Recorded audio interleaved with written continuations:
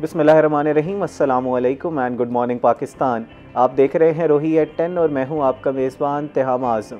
नाज़रीन, उम्मीद करते हैं कि आपके दिन का आगाज़ जो है वो अच्छा हुआ होगा। मंडे का दिन है, मंडे को ज़रा काम करने का दिल नहीं करता क्योंकि वीकेंड ऑफ हुआ होता है। अब तो ज़रा मौसम ज़रा सर्द होता जा रहा है तो वो जो अपना गर्म कंबल है उसको भी छोड़ने का दिल नहीं करता।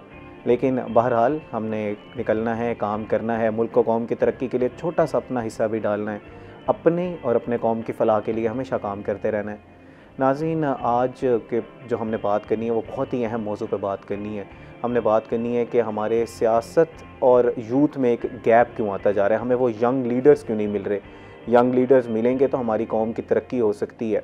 इस हवाले से आज हमने तफसीलन गुफ्तगू करनी है। हमारे साथ मौजूद हैं सीनियर रिपोर्टर रोही टीवी सैयद ज़ुहैब बुखारी साहब। उनसे जानेंगे कि आखिर ये खलीज क्यों पैदा होता जा रहा है। इसी के साथ साथ ये FBR को भी कवर करते हैं, कस्टम्स को कवर करते हैं, तो वो बड़ी कार्रवाइयाँ की जा रही हैं। एजुकेशन में भी ये हुकूमत काफ़ी ज़्यादा काम कर रही है, लेकिन मज़ीद क्या बेहतरी लाई जा सकती है एजुकेशन सेक्टर में ताकि हमारे पास कुछ यंग जो हैं वो लीडर्स पैदा हो सकें। अस्सलाम वालेकुम Zuhaib, welcome to the show. कैसे हैं? वालेकुम सलाम, ज़बरदस्त, अल्हम्दुलिल्लाह। बड़े एनर्जाइज लग रहे हैं। पिछले प्रोग्राम में तो आप बड़े बुझे बुझे से थे। आज सोमवार है और अमूमन यही होता है। मैं खुद भी बड़ा परेशान हूँ कि मैं क्यों एनर्जी ज़ुहैब बुखारी और एनर्जी दोनों अपोजिट चीज़ें हैं। हाँ, मैं हमेशा जब शो में आया हूँ ना, मैं डाउन ही रहा हूँ। तो आज सोमवार का रोज़ है और काफ़ी एनर्जी, अल्लाह खैर करे। अल्लाह खैर करे। हाँ। आज रिपोर्टिंग सही हो जाए हमसे फील्ड में। हाँ, नहीं, रिपोर्टिंग में तो अल्हम्दुलिल्लाह ज़बरदस्त मामला रहते हैं, लेकिन जब यहाँ आना होता है तो सूरत-ए-हाल ज़रा डिफरेंट सी हो जाती है। अल्लाह बेहतर जानता है। उसकी वजह क्या है? यहाँ से निकलने के बाद तो हम ज़रा आपको रिचार्ज करके भेज देते हैं, यहाँ जब आप आते हैं बड़े बुझे बुझे से होते हैं। पता नहीं क्या सूरत-ए-हाल है कि क्यों ऐसी सूरत-ए-हाल जो है वो रहती है। आई थिंक मुझे इस पर रिसर्च करने की ज़रूरत है कि यहाँ से अंदर आपको नहीं, हमें आप पे रिसर्च करने की ज़रूरत है, पूरे इदारे को रिसर्च करते हैं ताकि देखें कि किसकी लेबॉर्ट्री का रिजल्ट सबसे अच्छा है। वो बिल्कुल ऐसा ही है। हाँ, टीम बिठाएंगे प्रोड्यूसर हजरात के साथ बैठ के ना, फिर हम सैयद ज़ुहैब बुखारी साहब के ऊपर पीसेस लिखेंगे। प्रोड्यूसर्स के ठीक है, एम्पायर बिठाएं। ठीक है। वो रिसर्च सही नहीं करते प्रोड्यूसर्स। बुखारी साहब, कस्टम्स को आप कवर करते हैं, कोई तकरीबन 59 किलोग्राम्स जो है वो चांदी उन्होंने पकड़ी है। क्या सूरत हाल थी, क्या हुआ है ये? अच्छा, ये अपनी नोयत का एक मुनफरिद और बड़ा डिफरेंट सा केस है कि कस्टम्स ने जो है वो 79 कहते हैं, पता नहीं कितना कहते हैं, अगर मैं गलत हूँ, 59 किलोग्राम जो चांदी है उसको शेरशाह टूल प्लाज़ा जो कि मुल्तान का है, वहाँ पर एक गाड़ी रोकी और प्रीमो गाड़ी थी और उसको जब तलाश किया गया तो उसके मुख्तलिफ जो खुफिया खाने थे, अच्छा, वहाँ से जो चांदी के बार्स जिसे कहते हैं वो बार्स जो है वो मौजूद थे और वो फिर कस्टम्स ने जो है वो उसको डिटेन किया उसको। तो वो तकरीबन उसकी कीमत 3.5 करोड़ से ज़ायद जो है वो उसकी कीमत जो है वो बनती है। तो वो कस्टम्स ने जो है वो उसको तहवील में लिया और इस तनाजुर में 2 अफराद को गिरफ़्तार करके उनके ख़िलाफ़ मुकदमा भी दर्ज करा लिया। अच्छा, अब एक चीज़ है क्योंकि कस्टम जो चीज़ें पकड़ता है फिर उसकी ऑक्शंस भी होती हैं आफ्टर, मतलब जो ज़रूरी कार्रवाई होती है। तो फिर बहुत से लोगों ने हमसे ये सवाल भी किया कि क्या इसकी भी नीलामी की जाएगी। बहुत, क्योंकि जब मैंने अपने ये टिकटॉक अकाउंट पे लगाया तो एक ज्वेलर्स और बड़े काफ़ी सारे लोगों ने कहा कि क्या इसकी नीलामी की जाए। जो इंटरेस्टेड, लेकिन हर सेक्टर में कुछ ना कुछ इंटरेस्टेड लोग होते हैं जो ख़ास मतलब कि उस कैटेगरी को जो है वो देख रहे होते हैं। तो फिर इसकी सूरत कुछ ऐसी होती है कि चांदी हो गई और इस तरह की चीज़ें होती हैं, इसकी नीलामी जो है वो नहीं की जाती। इसको ज़रूरी कार्रवाई के बाद जो है वो कौमी ख़जाने में जमा करवा दिया जाता है और फिर जो लोग गिरफ़्तार होते हैं उनके ख़िलाफ़ जो भी कार्रवाई होती है उसको फिर कस्टम्स जो है वो करता है। इसकी ना तो ऑक्शन होती है ना ही कोई दूसरा मामला जो है उसके साथ किया जाता है। तो ये एक बड़ा डिफरेंट सा केस है।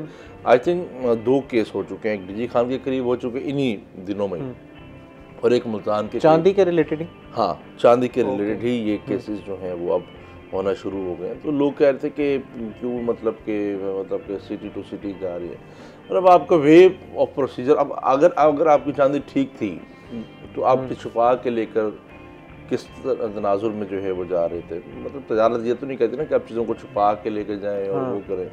तो मतलब इदारे मौजूद हैं, इदारों का काम है, अगर उनको नहीं कुछ तो वो चीज़ उनको गलत पहले है, से रिपोर्ट थी, कोई इंटेलिजेंस थी कि इनके इधर यहाँ पर जो है वो हमेशा स्मगलिंग हो रही कस्टम्स की है। जो कार्रवाइयाँ होती हैं वो इंटेलिजेंस बेस ही होती हैं, मतलब कि वो खुफिया इतलात पर जो कार्रवाइयाँ होती हैं, ये इदारे जो हैं इनके एक डिपार्टमेंट है कि मतलब कि इन्होंने काम करना होता है, काफ़ी सारा एक प्रॉपर एक प्रोसीजर होता है, तब जाकर उस पर एक टीम लगती है, फिर वो वर्किंग होती है, फिर जाकर उस पर कार्रवाई होती है। अगर वो ऐसे ही चले जाएँ जी, अच्छा जी आज रोही के ऑफिस में ये चीज़ है, चले रोही के दफ्तर चल रहे हैं जी, ये नहीं मतलब प्रॉपर एक तरीक़ाकार है और एक उस पर इन्वेस्टिगेशन होती है, उस पर टीम्स डिप्यूट होती हैं, वो अपना काम करती हैं, देन वो गो हेड देती हैं अपना। आपके पास कोई इंटेल होगी अंदर की, हमें ज़रा ख़बर बताएं कि ये जो गाड़ी थी ये कहाँ जा रही थी, आउट ऑफ कंट्री जा रही थी या सिटी से ट्रैवल करके? सिटी ट्रैवल कर रही थी। ओके। तो उसमें जो 2 अफराद गिरफ्तार थे वो भी गालबन कोई पठान थे। ओके।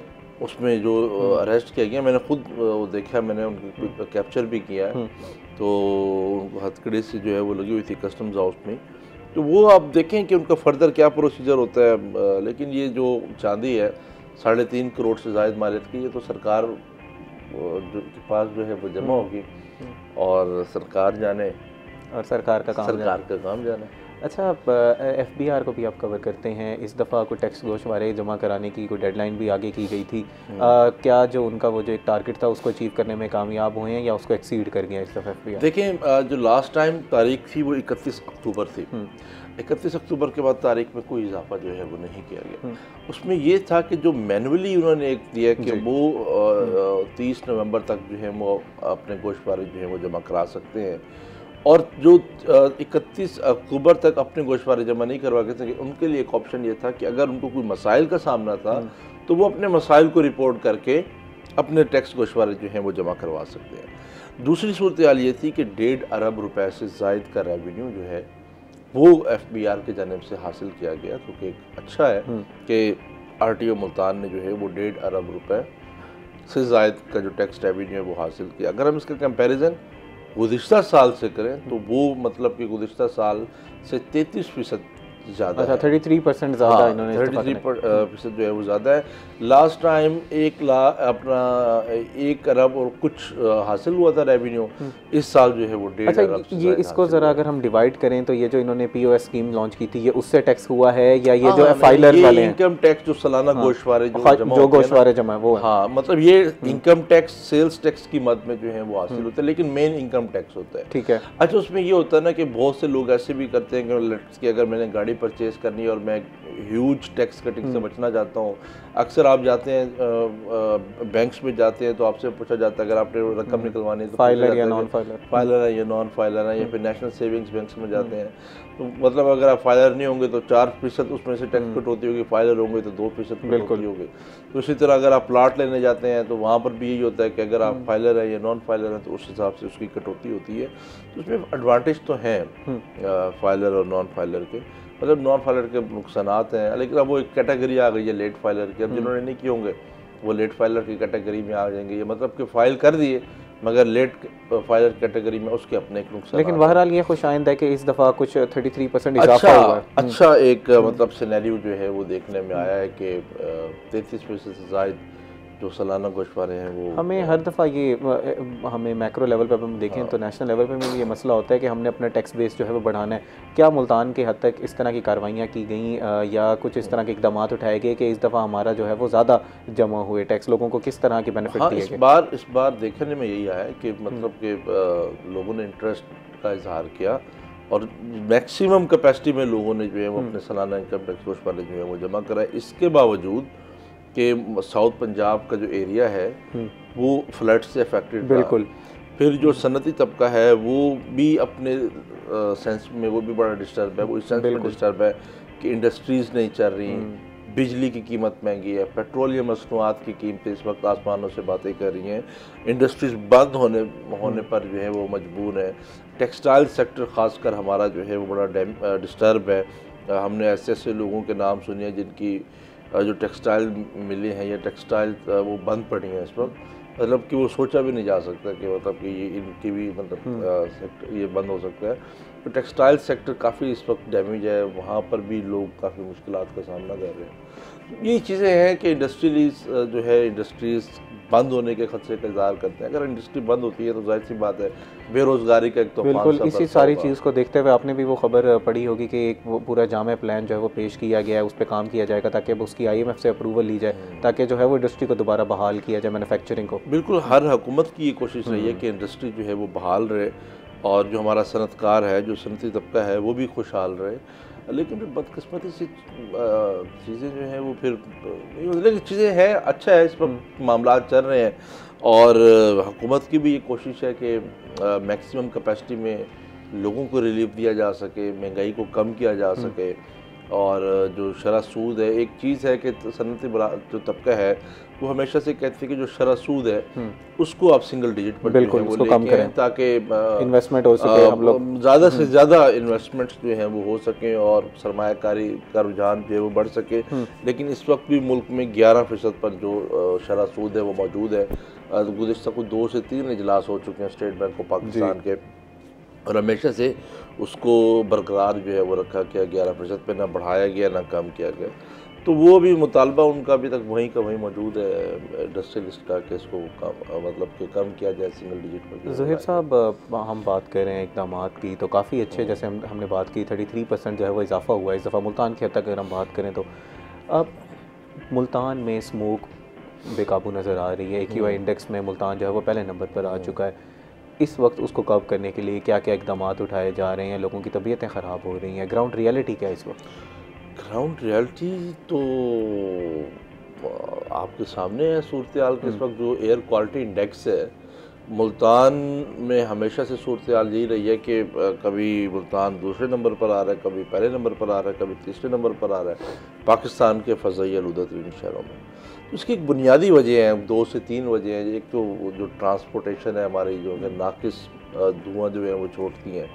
उसके अलावा जो हमारी कुछ इंडस्ट्रीज़ लगी हुई हैं, इंडस्ट्रियल स्ट्रीट की अगर हम बात करें, उस साइड की बात करें या चौक कुम्हारा वाली साइड की बात कर लें, तो वहाँ से जो निकलने वाला जो धुआं है वो इसकी एक बड़ी वजह है।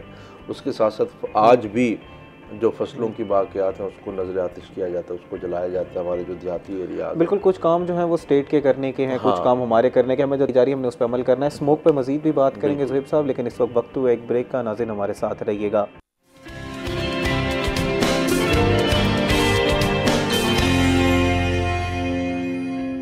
वेलकम बैक नाज़रीन। ब्रेक से पहले हम बात कर रहे थे स्मोक के हवाले से कि स्मोक में बतदरीज जो है वो इजाफ़ा हो रहा है, लेकिन हमने भी कुछ हमारे इक़दाम हमने अपने इनफरादी तौर पर कुछ इक़दाम उठाने हैं। हमने जो है वो फसलों को नज़र आतिश नहीं करना, हमने जो है वो चीज़ों को उस तरह नहीं जलाना, गाड़ियों का इस्तेमाल कम से कम करना है ताकि इस मेनेस को जो है वो कम किया जा सके।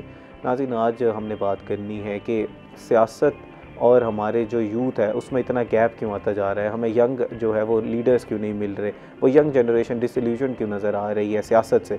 बाहर इस मौजू पे गुफ्तगू करने के लिए हमारे साथ मौजूद हैं मलिक वकास हमीद साहब, जो कि सियासी तज्ज़िया निगार भी हैं, इसी के साथ साथ एक एजुकेशनिस्ट भी हैं।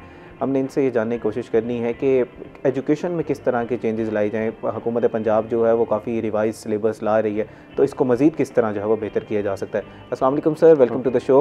वालेकुम, बहुत शुक्रिया। मलिक साहब कैसे हैं आप? अल्हम्दुलिल्लाह, अल्लाह का शुक्र, आप खैरियत से हैं? अल्हम्दुलिल्लाह। मलिक साहब बुखारी साहब से हमारी बात हो रही थी, वो कह रहे थे कि जब भी मैं मॉर्निंग शो में आता हूँ ना मैं थोड़ा भूजा भूजा सा हो जाता हूँ, तो आप जब हमारे पास आते हैं आप हमारे बड़े एनर्जाइज लगते हैं, तो उसकी वजह क्या है? बुखारी साहब को भी ज़रा कुछ टिप्स दें, हमारे नाजरीन को भी टिप्स दें कि एनर्जाइज किस तरह रहना है।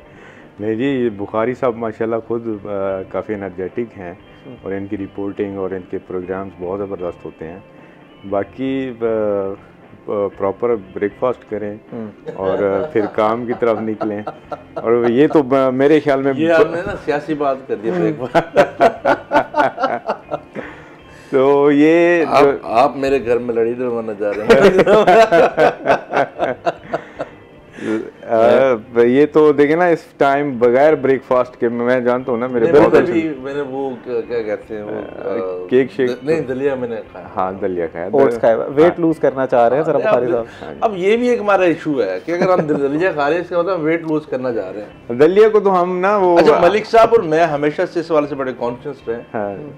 अक्सर हम जब खाने पे भी बैठते हैं तो यही चीज़ें डिस्कस हो रही होती हैं। तो मलिक साहब की बड़ी ज़बरदस्त टिप्स हैं इस हवाले से। लेकिन ये हमारा एक इशू रहा है, जो दलिया खा रहे हो इससे क्या मतलब है वो बीमार। हालांकि ओट्स जो है वो बहुत एक अच्छा कार्ब्स का सोर्स है, बिल्कुल कार्ब्स है और सबसे अच्छा डाइजेस्टिव फूड है, बिल्कुल। और दूसरा ये है कि अगर हमारे यहाँ कोई सिर्फ ओट्स खा ले तो वो कहते हैं ना उसने नाश्ता ही नहीं किया, बिल्कुल वो हमें टाइम पास किया। हालांकि ये बहुत अच्छा हेल्दी नाश्ता है, उसके साथ थोड़े बहुत और चीज़ें प्रोटीन वगैरह ले लें, हाँ तो नट्स वगैरह ले लें तो बहुत अच्छा हो जाता है। तो ये तो माशाल्लाह ऑलरेडी बहुत ज़बरदस्त एनर्जेटिक पर्सनालिटी हैं। तो अभी भी ये फ्रेश मलिक साहब बहुत मलिक साहब आज हमने ज़रा बात करनी है कि एजुकेशन में इस तरह की क्या तब्दीलियाँ लाई जाएँ कि हमारे पास वो जो यंग लीडर्स पैदा हो रहे थे वो दोबारा पैदा होना शुरू हो।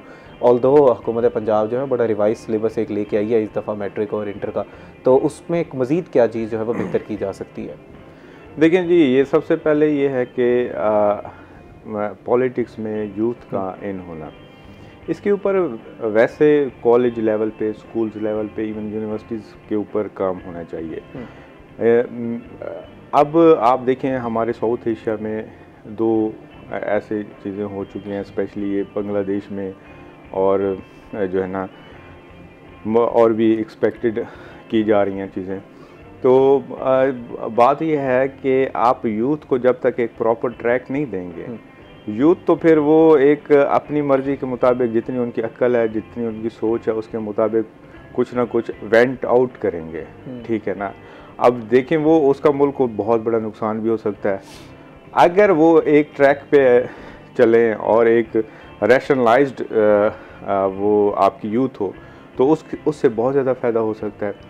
आप यूथ को एक प्रॉपर यूथ पॉलिसी होनी चाहिए। असल में हमारा प्रॉब्लम पाकिस्तान में क्या है, हमारी पॉलिसी मेकिंग जो है वो है ही नहीं। पॉलिसी मेकिंग के लिए आपके थिंक टैंक्स होने चाहिए, प्रॉपर डिबेट्स होनी चाहिए, पार्लियामेंट में डिबेट्स होनी चाहिए, पार्लियामेंट्री कमेटीज़ होनी चाहिए, वो एक पॉलिसीज़ दें प्रॉपर। दुनिया को आप एक्सप्लोर करें, आप देखें कि यूके में जो है यूथ पॉलिसी क्या है, आपकी जो उसमें अमेरिका में यूथ पॉलिसी क्या है, यूरोप में क्या है, वो किस तरह टैकल कर रहे हैं यूथ को। हमारे यहाँ तो मीन के कोई प्रॉपर यूथ पॉलिसी ही नहीं है।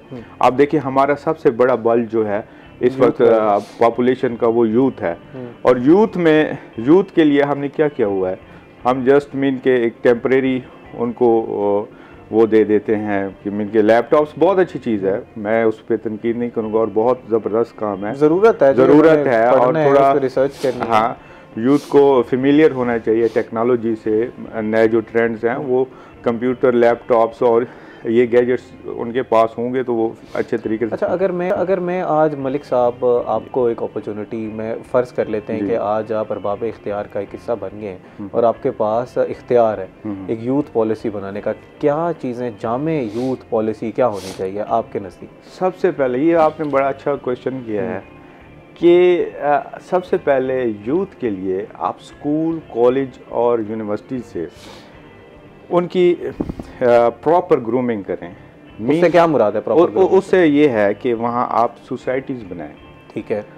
फॉर एग्जांपल डिबेटिंग सोसाइटीज़ हैं, ठीक है ना, आप आईटी सोसाइटी बनाएं, पॉलिटिकल सोसाइटीज़ बनाएं, उनको प्रॉपर बिजनेस आने चाहिए, रूल्स एंड रेगुलेशन समझ आने चाहिए, पॉलिटिक्स के, पार्लियामेंट के, आपके जितने ऑर्गन्स हैं, 3 ऑर्गन्स हैं आपकी स्टेट गवर्नमेंट के, मीन के उसमें एग्जेक्टिव है, इंतज़ामिया है, जुडिशरी, हाँ सबसे पहले तो पार्लियामेंट है, उसके बाद एग्जेक्टिव है एंड जुडिशरी है। तो इसका पता होना चाहिए कि इनका काम क्या है यूथ को।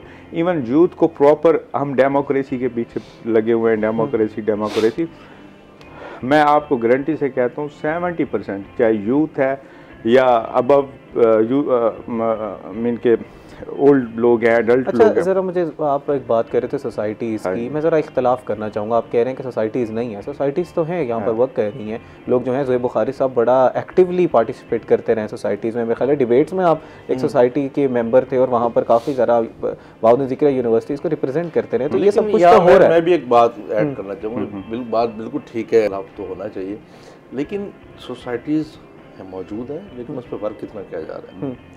अब ना होने के बराबर ही वर्क जो है वो किया जा रहा है। जब हम उनको अवेयर ही नहीं कर रहे कि आपने बोलना क्या है, हम उनको कर देंगे, अब अपन कर देंगे कि ये आपकी लाइन है, इससे आगे आप जाएंगे तो मामला ख़राब हो जाएंगे।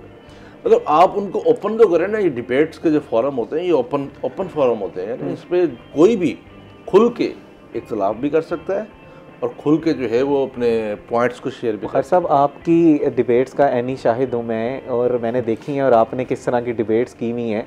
मैं बड़ा शरीफ सा आदमी हूँ, मैंने बड़ी शरीफ सी डिबेट्स की, लेकिन जब ग्राउंड तो मैं भी जरा इख्तलाफ कर रहा हूँ कि वो सारी चीज़ें तो हो रही हैं, उसको बेहतर किस तरह किया जा सकता है। मैं ये बात है। हाँ, देखें, सोसाइटीज़ हैं, कुछ यूनिवर्सिटीज़ में हैं, कॉलेज लेवल पे थोड़ी बहुत हैं। ये जो आजकल स्कूल्स आए हुए हैं ऑक्सफोर्ड सिस्टम के तहत चल रहे हैं, इनमें भी हैं, इनमें भी काफ़ी काम हो रहा है। लेकिन हमें जो है ना प्रॉपर जो public schools and public institutions हैं, एजुकेशनल इंस्टीट्यूशन, उनके ऊपर बहुत ज़्यादा काम करना चाहिए। ठीक है, उसमें यह है कि आप प्रॉपर ये लिस्टिमेट होना चाहिए कि हर स्कूल, हर कॉलेज में एक डिबेटिंग सोसाइटी हो, उसका एक पूरा मैकेनिज़्म हो। उसके साथ साथ जो है ना एक प्रोफेशनल लोग, मीन के टीचर्स उसको लीड कर रहे हों, उसमें प्रॉपर एक डेमोक्रेटिक वे से इलेक्शंस हों और उस इलेक्शंस के थ्रू उनको सेंस हो कि हाँ, डेमोक्रेसी के थ्रू किस तरह बंदे लोग जीतते हैं, फिर उसके बाद एक मैकेनिज़्म बनता है। ये सारा सिस्टम जो है ना आपको schools and colleges and universities में लेके आना होगा। अगर आपकी बात को मैं सही समझ सका हूँ तो मैट्रिक लेवल से ये सारी चीज़ें जो हैं वो बच्चों के अंदर इनकलकेट करनी चाहिए कि हमारे इक़दार क्या हैं, हमारी वैल्यूज़ क्या हैं, और एक प्रॉपर जामे प्लान होना चाहिए। अब उस जामे प्लान को, आपकी जो बात है उसको ज़रा पॉइंट बाय पॉइंट ज़रा उस पर डिस्कशन करते हैं। मैट्रिक लेवल पे जब बच्चा छोटा है, अभी उसने आगे अपना करियर बनाना है, चीज़ें करनी है, तो क्या एक पीरियड या 2 पीरियड उसके लिए इस तरह के रख दिया जाए जहाँ पर उसको इक़दार और वैल्यूज़ और मुल्क के बारे में ज़रा समझाया जाए?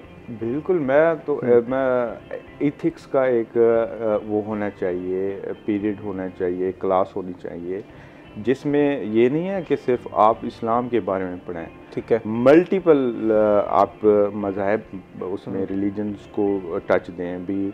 क्रिश्चियनिटी में ये है, इसमें जूइज़म में ये है, हिंदुइज़म में ये है, और हमारा इस्लाम उससे, हमारे इस्लाम में ये पॉजिटिव चीज़ें हैं। आप इस तरह लेके चलें। इससे पता है क्या है, बच्चा सोशली बड़ा साउंड हो जाएगा। फॉर एग्ज़ाम्पल, कहीं पे भी बैठेगा उसको कोई एक्सप्लॉइट नहीं कर सकेगा, और वो एक उसकी जो वो थिंकिंग प्रोसेस है ना, वो बड़ा ब्रॉड हो जाएगा। तो उसमें क्या है, आगे जाके फिर यही लीडरशिप सामने आएगी। बिल्कुल ठीक है। जब आप फर्टाइल ही नहीं करेंगे, फॉर एग्ज़ाम्पल आप एक बंजर ज़मीन पड़ी है, उसके ऊपर कोई चीज़ फेंक देते हैं, ठीक है ना, वो वही चीज़ उग आएगी। ठीक है ना। आप जिस ज़मीन को जिस फसल के लिए तैयार करेंगे वो सबसे बेस्ट आपको प्रोड्यूस करके देगी। ठीक, आप माइंड्स को फर्टाइल करें यूथ के। ठीक है, हमें बिल्कुल ग्राउंड लेवल पे काम करने की ज़रूरत है, बजाय इसके कि हम रॉड सिस्टम की तरफ जाएं। हमने उनको जो है वो चीज़ें सिखानी है, अपने यूथ को, बच्चों को चीज़ें सिखानी है। इस पर मज़ीद भी गुफ्तगू करेंगे, लेकिन इस वक्त को एक ब्रेक का, हमारे साथ रहिएगा।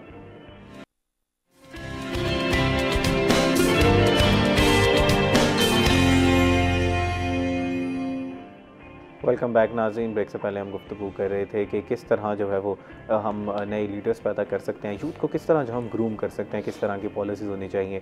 इसी हवाले से ज़ोहेब बुखारी साहब से भी गुफ्तगू करते हैं। बुखारी साहब, अवाम के लिए बिल्कुल काम किया जा रहा है, नहीं वो सवाल मुकम्मल कर लूँ फिर मैं आपका इस चीज़ का यूथ का जवाब देता हूँ। आपको यूथ हुए हुए अब अरसा गुजर चुका है। अच्छा जी, अब हम बुजुर्ग हो गए हैं, ओल्ड यूथ हैं। ये अभी दिल से जवान है आप? नहीं, हम दिल से भी जवान यूथ हैं, फ्रंट से भी बिल्कुल प्रैक्टिकली भी बिल्कुल।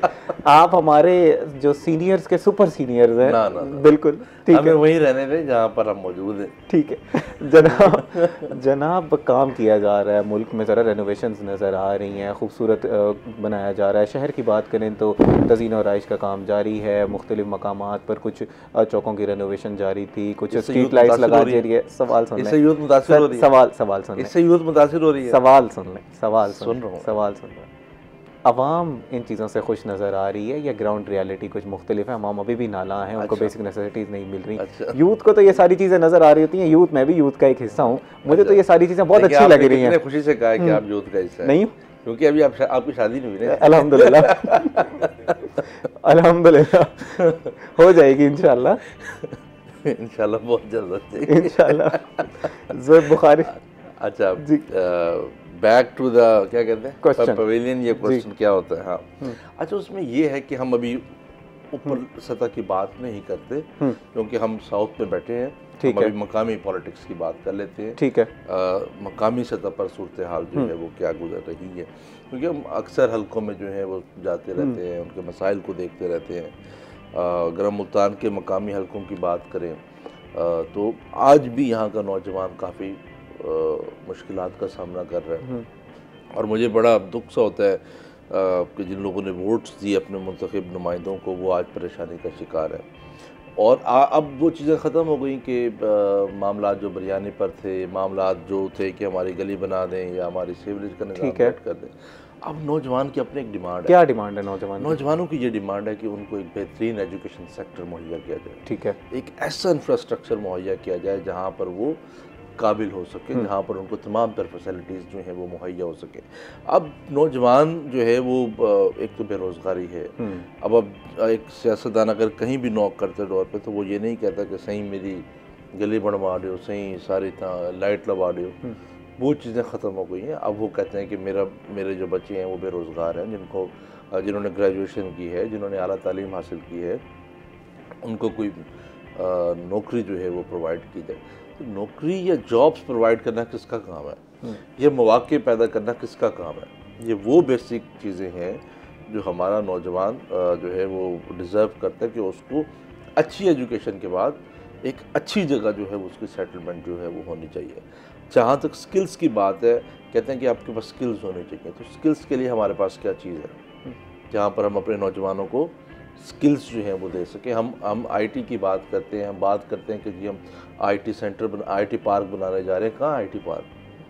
देखें उस पर काम हो रहा है मेरा। अच्छा, उसका एक काउंटर आर्गुमेंट मैं देना चाह रहा हूँ इसके ऊपर भी, डेविल्स एडवोकेट इसको कहते हैं कि अगर मैं आपका इसी बात का जवाब दूं, हमारे साथ पाकिस्तान इंजीनियरिंग काउंसिल के हमारे साथ जो है वो चेयरमैन मौजूद थे इसी प्रोग्राम में, उन्होंने कहा कि हम एकेडमिया और जो यूनिवर्सिटीज़ है, एकेडमिया और इंडस्ट्री का जो है वो लिंक खत्म बना रहे हैं ताकि हमें रेडिली जो है वो स्किल्ड बच्चे मिलते रहें। इसी के साथ साथ हम ₹1 अरब बिलावल भुट्टो जरदारी साहब ने दिया आईटी पार्क मुल्तान के लिए, अली कासिम गिलानी ने उसके लिए बागदौड़ की, चैम्बर ऑफ कॉमर्स ने गोल मेज कॉन्फ्रेंस का इनेकाद किया, वो सब चीज़ें हो गई। उसके बाद पहली मीटिंग भी हो गई कमिश्नर ऑफिस मुल्तान में।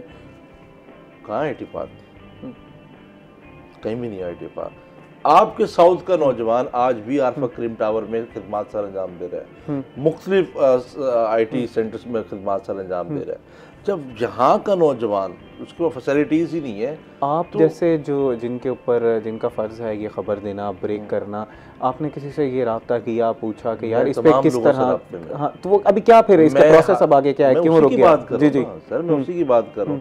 NA 148 की पूरी कैंपेन आईटी पार्क के ऊपर थी।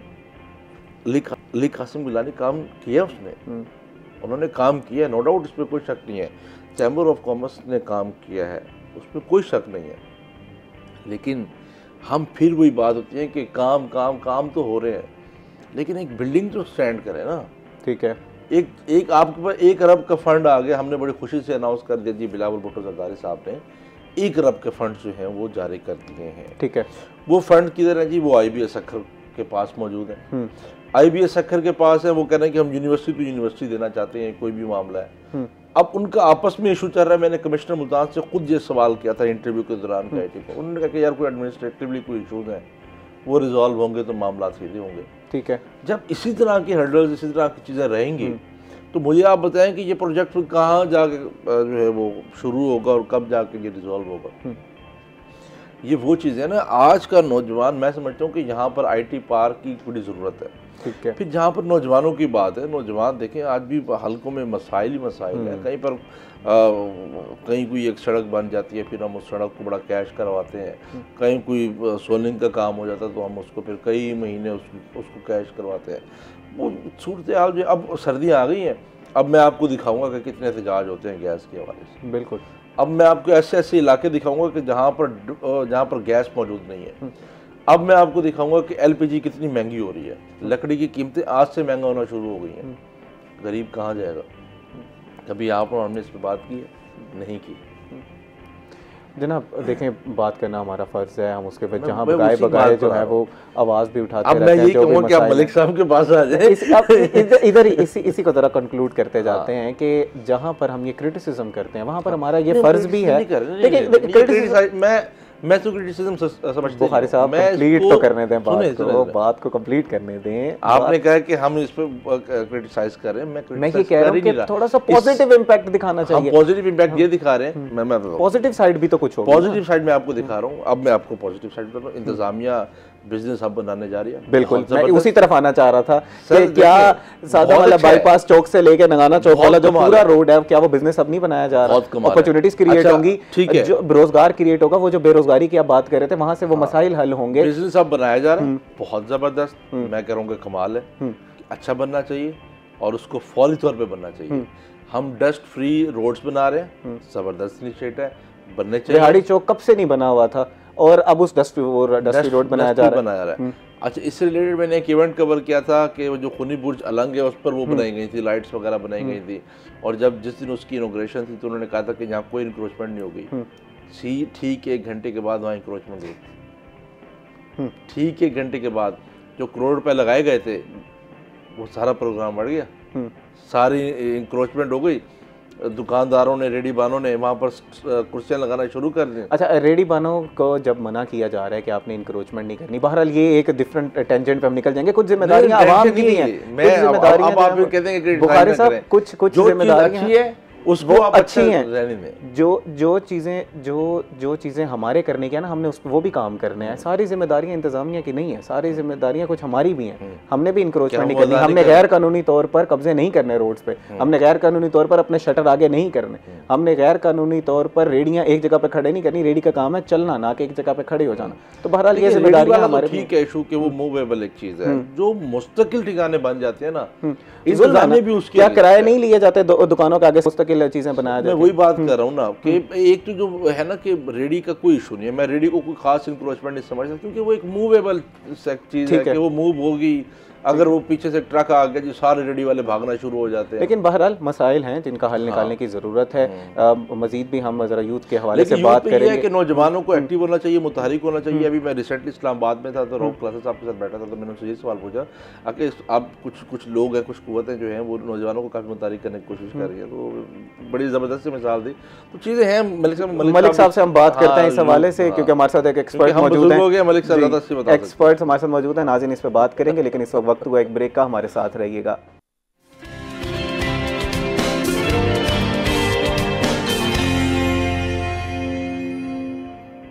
वेलकम बैक नाज़रीन। ब्रेक से पहले हम बात कर रहे थे मुल्तान के डेवलपमेंट प्रोजेक्ट्स के हवाले से, साउथ पंजाब के हवाले से, कि कुछ यहाँ पर अभी भी चीज़ों की कमी है। यहाँ पर कुछ चीज़ें जैसे IT पार्क की बात की जो बुखारी साहब ने, कि वो जल्द अज जल्द जो है वो मंसूबा शुरू किया जाए ताकि यहाँ पर बेरोज़गारी थोड़ी कम हो।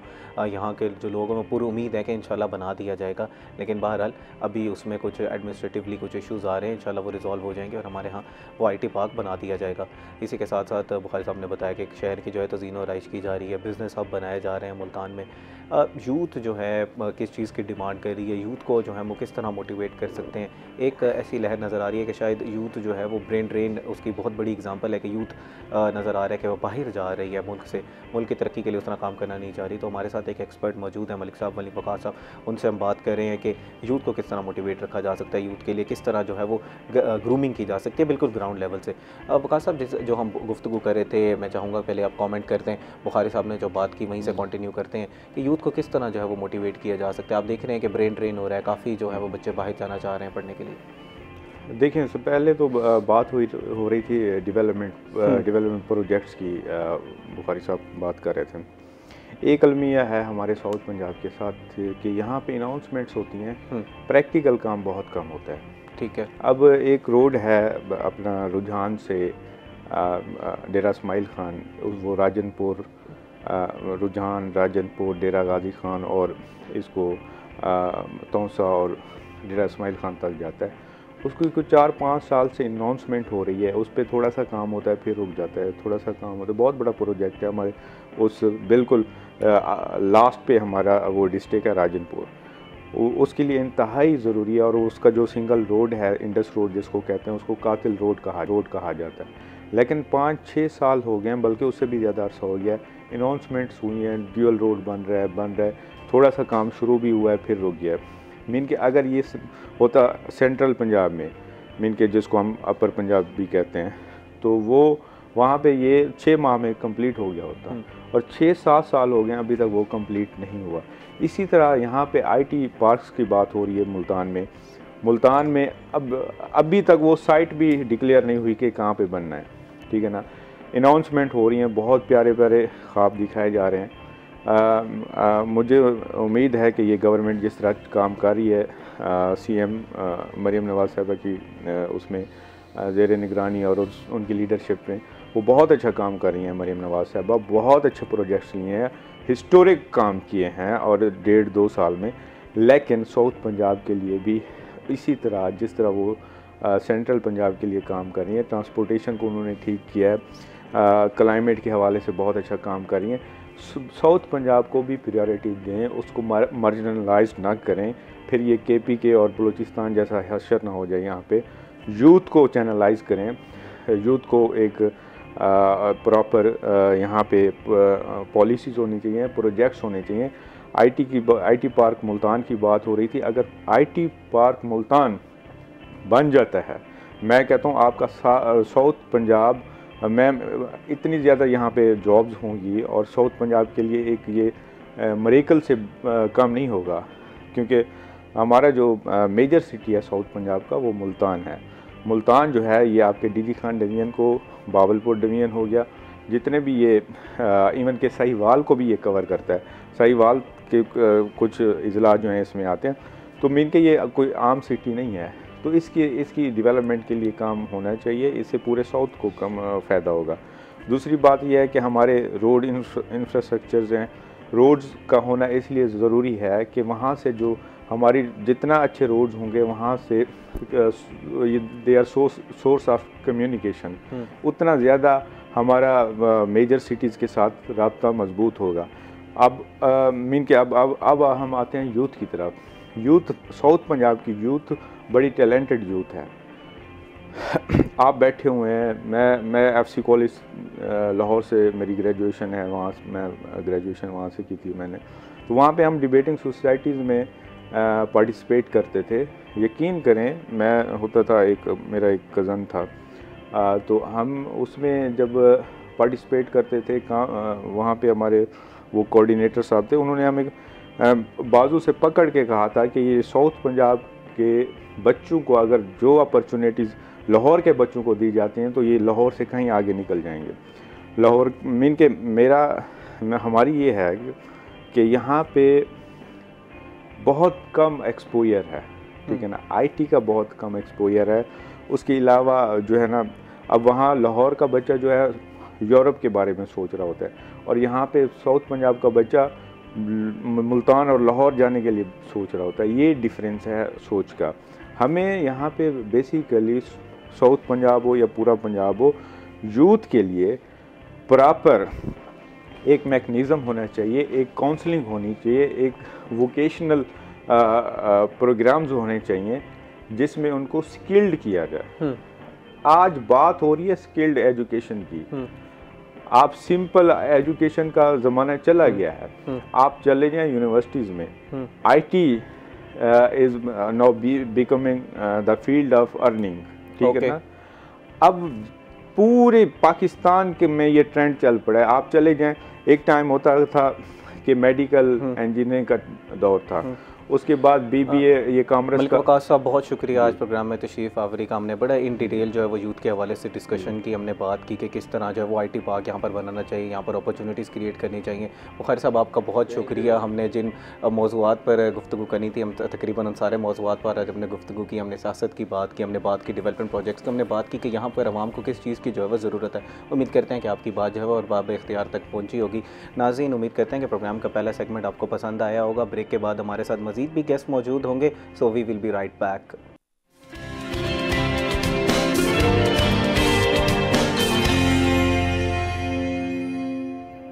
वेलकम बैक नाज़रीन। ब्रेक से पहले हम गुफ्तगू कर रहे थे मुल्तान के डेवलपमेंट प्रोजेक्ट्स के हवाले से। इसी के साथ साथ हम बात कर रहे थे कि यूथ और सियासत में एक खलीज क्यों पैदा होता जा रहा है, इसमें इतना गैप क्यों है। नाज़रीन, उम्मीद करते हैं कि प्रोग्राम का जो है पहला सेगमेंट आपको पसंद आया होगा।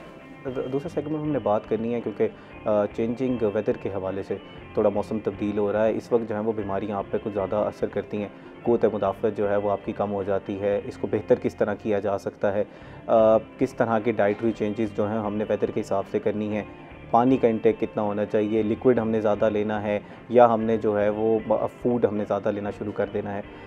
इसी के साथ साथ हमने ये भी देखना है कि कुछ लोग जो हैं वो नट्स और इस तरह की चीज़ों पर आ जाते हैं, गर्म चीज़ें खाना शुरू कर देते हैं।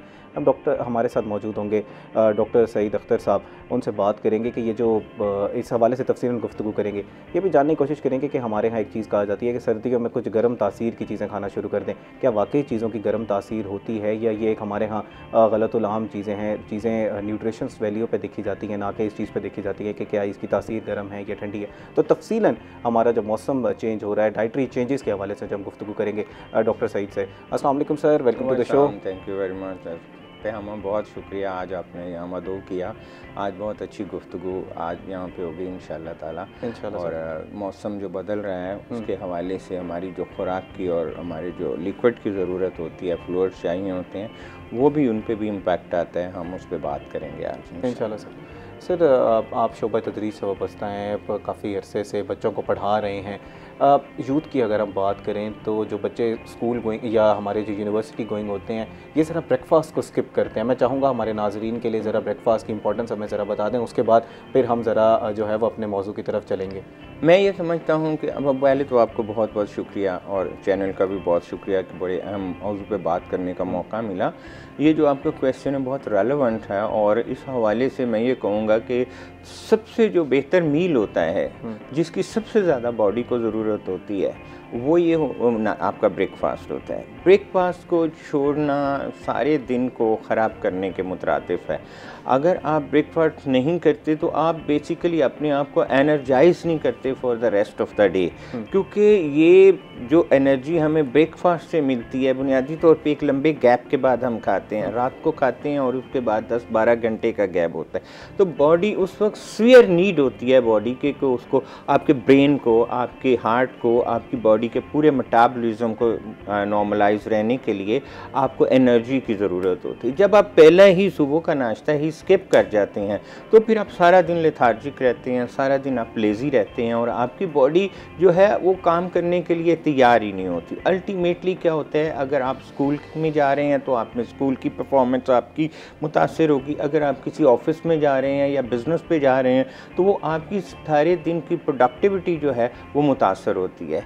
इसलिए इसको किंग मील कहते हैं। सुबह का खाना या नाश्ता जो है तमाम मील से बेहतर है। इसको किसी भी सूरत में जो है वो स्किप नहीं करना चाहिए। माएँ और दूसरे जितने भी केयर गिवर्स हैं उनको ये चाहिए कि वो हर सूरत में बच्चों को सुबह का नाश्ता पर्टिकुलरली करवाएं। पूरी दुनिया में इस पे बात होती है, लोग जल्दी में होते हैं और सुबह सुबह नाश्ता स्किप कर जाते हैं कि टाइम नहीं है। ऐसा नहीं है। पूरी यूरोप में हम देखते हैं कि अगर वो सुबह जल्दी में भी हैं तो उनके हाथ में कोई चीज़ है, वो कॉफ़ी ले लेते हैं, कुछ और ले लेते हैं। लेकिन स्किप करना जो है ये बहुत नुकसानदेह है इंसानी जिस्म के लिए।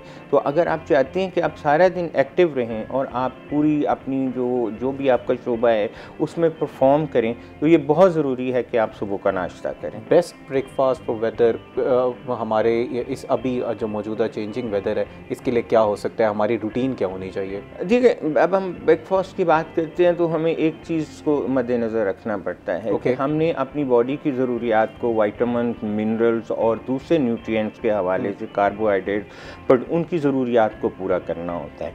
इसके लिए ज़रूरी है कि आप अपनी जो चीज़ें नाश्ते में लें उसमें कोशिश करें कि डेयरी भी हो, जहाँ से आपको प्रोटीन भी आए, कार्बोहाइड्रेट्स भी आए, आपके मिनरल्स भी मिलें।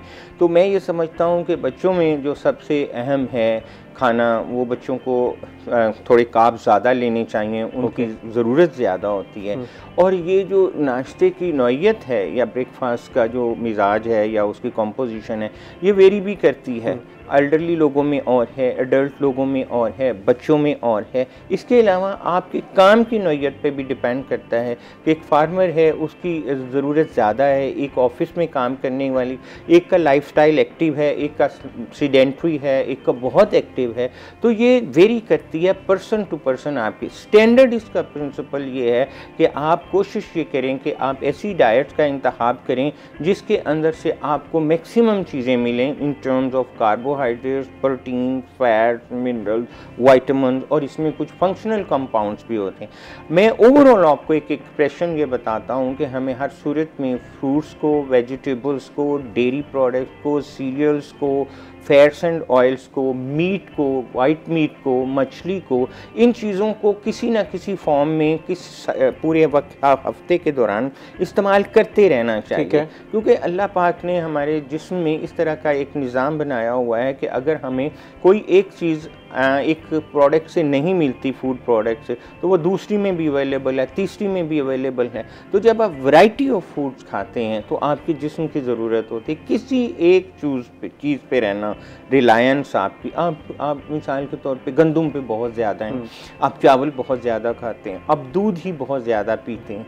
तो आप एक चीज़ तो आपकी एबनॉर्मल उसकी जो है ले रहे हैं, उसकी क्वांटिटी जो है, और एक चीज़ डेफिशिएंट हो रही है। यही इसी को ही एबनॉर्मेलिटी या इसको ही डेफिशिएंसी या इसी को ही डिजीज हमारे यहाँ तो ये अलमिया ये है कि हम ज़रा कार्ब्स रिच जो है वो फूड ज़्यादा लेते हैं। जैसे आपने रोटी की बात की, वीट की बात की, चावलों की बात की, तो ये these are carb rich sources. हमारे यहाँ डाइट में प्रेडोमिनेटली ये ज़्यादा होते हैं। ये देखें हम ये अभी रिसेंट पास्ट में हुआ है। अगर आप माजी में चले जाएं तो लोगों ने अपनी खुराक के अंदर जौ को भी शामिल किया था, ओट को भी शामिल किया था, मिलेट भी खाया जाता था इन सीरियल्स के अलावा। लेकिन आहिस्ता आहिस्ता जैसे जैसे दुनिया का निज़ाम तेज़ होता जा रहा है, फास्ट होती जा रही है दुनिया, तो उसमें ये गंदम पे रिलायंस बहुत ज़्यादा होगी। और पर्टिकुलरली ये वैसे पूरी दुनिया में नहीं है, ये ज़्यादा हमारे साउथ एशियन कंट्रीज़ में है, इंडिया में है, बांग्लादेश में है। बाकी पूरी दुनिया में लोग डिफरेंट सीरियल्स कॉर्न का बहुत इस्तेमाल करते हैं। तो मेरे ख्याल के मुताबिक जो है ना, जो बैलेंस डाइट का कॉन्सेप्ट है, मतवाजन बिल्कुल वो उस पर फोकस करना चाहिए। और ये एक ऐसा कॉन्सेप्ट है जिसको समझने के लिए आदमी को कोई न्यूट्रिशनिस्ट या फूड साइंटिस्ट नहीं होना चाहिए। एक माँ को भी अच्छी न्यूट्रिशनिस्ट होना चाहिए, एक बाप को भी अच्छा न्यूट्रिशनिस्ट होना चाहिए। ज़रूरी नहीं है कि आपको बहुत ज़्यादा नॉलेज, बेसिक नॉलेज कि आपके बच्चों की डाइट किस तरह की होनी चाहिए कि वो अच्छा परफॉर्म करें स्कूल में, अच्छा वो ऑफिस में परफॉर्म करें, और किस तरह वो हेल्दी रह सकते हैं। डॉक्टर, इस पे हम ज़रा तफसीलन गुफ्तगू करेंगे आज के प्रोग्राम में। हमने इसी पे हमने एक प्लान बनाना है कि किस तरह का जो है वो डाइट प्लान होना चाहिए, ख़ास तौर पर हमारे जो सर्दियों का मौसम है उसके हवाले से। इससे पहले कि मैं आगे इसको हम गुफ्तगू जो है वो बढ़ाएं, मैं कुछ बात करना चाहता हूँ। हमारे यहाँ बात की जाती है तासीर की, कि कुछ फूड्स जो है वो गर्म तासीर है, कुछ जो है वो उसकी ठंडी तासीर है। क्या वाकई ही ये साइंस से जो है वो साबित शुदा चीज़ है, या हमारे यहाँ कुछ जो हुक्मा हजरात ये बात करते हैं, हकीम हजरात बात करते हैं, उन्होंने ये हमारे यहाँ एक गलत जो है वो बात हुई हुई है। Although no disrespect to their studies, किसी को भी गलत नहीं कह सकता, ये अपना अपना नुक्ता नज़र होता है। बहरहाल तहकीक हमारे लिए जो सबसे अहम बात ये होती है कि जो साइंटिफिक एविडेंस होता है, जो तहकीक के बाद जो फाइंडिंग्स होती हैं, हम पर्टिकुलरली उस पर बिलीव करते करते हैं, हम परसेप्शंस पे या स्पेक्यूलेशंस कह लें उन पे बिलीव नहीं करते। अब आपने पहला क्वेश्चन आपका ये कि जो तासीर का क्या होता है जी। तासीर इसमें ये होती है कि कोई कहते हैं ये गर्म है, कोई कहते हैं ठंडी है, कोई कहते हैं ये इसमें खमीर है या मतलब वो कहते हैं बादी है या कोई इस तरह के ये फूड का मिजाज होता है। अब कोई चीज़ अगर गर्म है फॉर एग्जांपल तो उसमें ये है कि वो एनर्जी कंडेंस है उसमें उसमें ज़्यादा एनर्जी है। अगर हम कहते हैं खजूर गर्म है तो आप ये कहें कि एक खजूर के अंदर कितनी कैलोरीज हैं, अगर हम उसको गर्म कहते हैं। अगर हम कहते हैं कि एक खीरा है वो ठंडा मिजाज है उसका, तो वो उसके अंदर आप देखें कि कोई भी न्यूट्रिएंट्स नहीं है, उसमें ज़्यादा पानी है। तो ये जो कंपोजिशन होती है फूड की या अमाउंट होती है कैलोरीज की फूड के अंदर, वो डिफाइन करती है कि वो गर्म है या ठंडी है। जाहिर है एनर्जी जो है वो फूड से आती है, एनर्जी का तस्वुर ही गर्माहट के साथ है। कैलोरीज हैं वो हीट प्रोवाइड करती हैं बॉडी को। एक तो ये है कि अदरवाइज़ हमारे यहाँ फूड की कॉम्पोजिशन में हम ज़्यादा हाई कैलोरिक फूड कहते हैं, लो कैलोरिक फूड कहते हैं। इसको आप दूसरी तरफ ले जाएं अगर दूसरी लैंग्वेज में तो आप इसको ठंडा और गर्म कह सकते हैं, ठीक है। सम टाइम ऐसे भी होता है कि एक परसेप्शन या एहसास होता है फूड का कि वो अगरचे हाई कैलोरिक फूड भी हो लेकिन उसमें ठंडक का एहसास होता है। तो ये कोई ऐसे सेट प्रिंसिपल्स नहीं है, ओवरऑल एक इम्प्रेशन है फूड के बारे में। हाँ, अलबत्ता इस वक्त पूरी फूड कॉम्पोजिशन टेबल्स मौजूद हैं हमारे, हर फूड का हमने एनालिसिस किया हुआ है, हमें पता है इसमें कितने कैलोरीज हैं, इसमें कितने वाइटमिन्स हैं, इसमें कितने मिनरल्स हैं, इसमें क्या ओवरऑल प्रोफाइलिंग क्या है। दूसरा आपने ये एक और क्वेश्चन किया था कि ठंडे और गर्म के अलावा कि हमारे जो है ज़रूरी किस तरह का डाइटरी प्लान्स होने चाहिए हमारे। सर पहले ज़रा उसी बात में हम रहते हैं कि ये जो हम एनर्जी डेंस फूड की बात करते हैं, जब यहाँ पर कहा जाता है कि ये इसकी तासीर जो है वो गर्म है, हमारे यहाँ कुछ चीज़ों से फिर इज्तनाब करना शुरू कर देती है कि मौसम के लिहाज से कि ये जी अभी मौसम सर्द हो रहा है तो हमने वो जो गर्म तासीर वाली चीज़ें हैं वो ज़रा खाना शुरू कर देनी है। मौसम ज़रा गर्म है तो उसके अंदर हम जो चीज़ें जिसकी तासीर ज़रा ठंडी है वो खाना शुरू कर दें। इस बेसिस पे चलना चाहिए या वो एनर्जी वैल्यू को देखना चाहिए? नहीं, आप ये कॉन्सेप्ट ठीक है।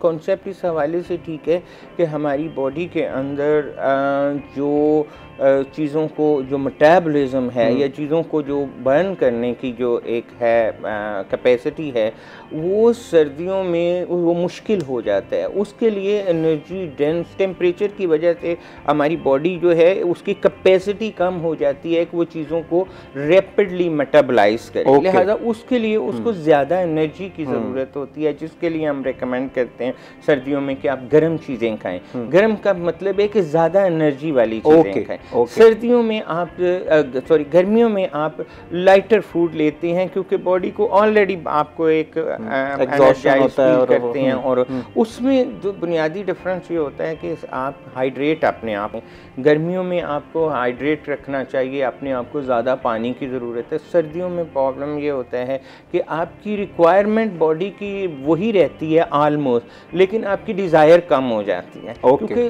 पसीना कम आता है और दूसरे सोर्सेज से पानी का अखराज बॉडी से कम है। तो उसकी वजह से हमें जबकि गर्मियों में पानी ज़्यादा पीना चाहिए और जब बहुत ज़्यादा आपके काम की नौयत ऐसी हो कि जिस तरह आप बहुत ज़्यादा हार्ड वर्क कर रहे हैं या खेत में काम कर रहे हैं या कोई और लेबर्स हैं या कोई इस तरह की हैं, तो उसमें फिर इलेक्ट्रोलाइट्स की कमी भी हो जाती है। जनरली हम ये रिकमेंड करते हैं कि आप में पसीने के साथ या दूसरा पानी का ज़्यादा अखराज जब होता है तो उससे इलेक्ट्रोलाइट्स भी कम हो जाते हैं, तो उनको भी आप शामिल करें अपने फूड में, साल्ट को शामिल करें और इस तरह करके। तो बहरहाल बॉडी की जो रिक्वायरमेंट है वो सर्दियों की बिल्कुल डिफरेंट है फूड के हवाले से।